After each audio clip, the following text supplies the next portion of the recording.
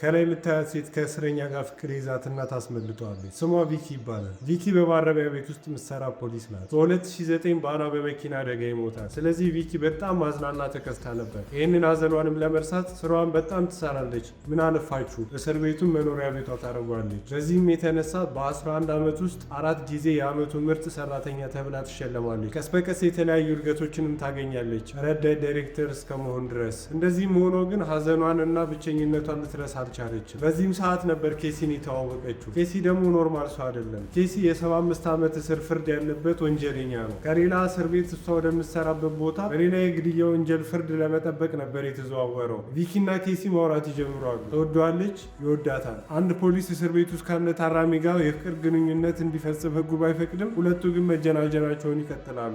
እሱ የተደበቀ ስልክ ስለነበረው በስልክም ጭምር ማውራት ይጀምራሉ።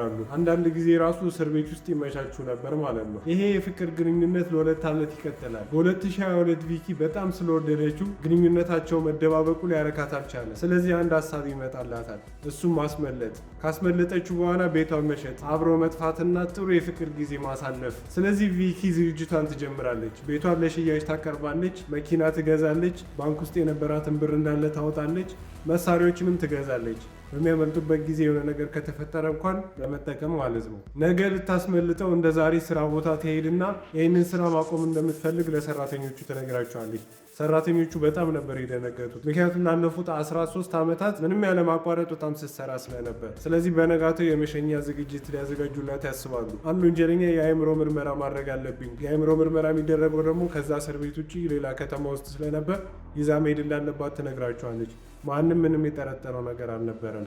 በዚህ ሰዓት ተይዘው ይጠፋሉ ማለት ነው። ዝግጅቱን ያዘጋጁላት የስራ ባልደረቦቹ ቢጠብቋትም ለ6 ሰዓት ያህል አልተመለሰችም። ስለዚህ ለከተማው ፖሊስ ያሳውቃሉ። ፖሊሶቹ የሚመጡና ምስሉ ሲመለከቱት ቪኪ ኬሲን ብቻዋን ነበር ይዛ የወጣችው። የእስር ቤቱን ህጎችም ጥሳ ነበረ። እሷ ከፊት ስትሄድ እሱ ከኋላ ነበር። እነዚህ አይፈቀድም፣ አታክ ሊያደርጓችሁ ስለሚችሉ እስረኞችን ታስቀድማላችሁ፣ እናንተ ከኋላ ነው የምትሄዱት። ሲቀጥል ደግሞ ሌላ ተጨማሪ ፖሊስ አብሯችሁ ሊኖር ይገባል። እንደዛ ግን አልነበረም። ፖሊሶቹም እነሱን በሚፈልጉበት ሰዓት የፖሊስ መኪናውን ያገኙታል። ማንም ውስጡ አልነበረም። በአቅራቢያው በሚገኝ የሴኩሪቲ ካሜራ ሲታይ ሌላ መኪና ቀይረው በሱ መኪና ከከተማ እንደወጡ ይታወቃል ማለት ነው። የዚህ ጊዜ ኬዙ ሰፋ ይላል።